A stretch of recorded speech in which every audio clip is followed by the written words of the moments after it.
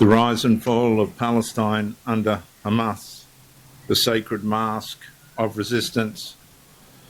Hamas secured influence by winning emotional trust before seeking political authority through welfare, religious identity, and disciplined organisation.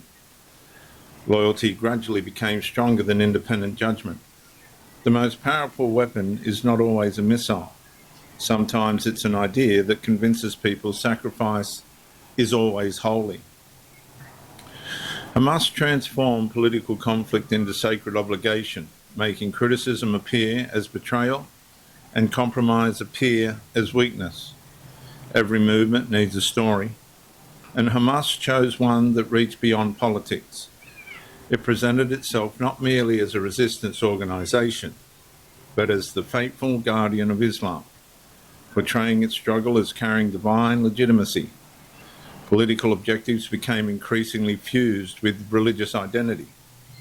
And this was a profound psychological advantage. When political leaders fail, they can be replaced. When a cause is believed to carry divine approval, questioning it becomes far more difficult. And this was one of Hamas's most effective forms of deception. Its public narrative spoke of liberation, justice, dignity, and resistance. Its internal methods increasingly relied on ideological conformity, suppression of dissent, militarization, and the acceptance of continual conflict as a necessary condition of faithfulness. The tragedy fell first upon Palestinians themselves. Children inherited a culture where martyrdom was often celebrated above ordinary aspirations.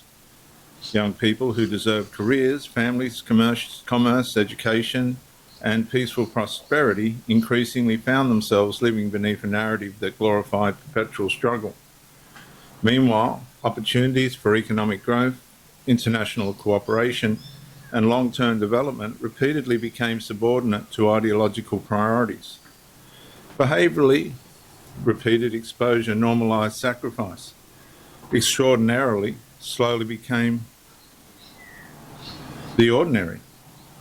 Conflict became identity. Hope became attracted to victory rather than reconstruction. And the movement's greatest strategic achievement was not convincing everyone. It was making enough people believe that rejecting Hamas meant rejecting God, honour, and the Palestinian cause itself. The psychological fusion became extraordinarily difficult to reverse.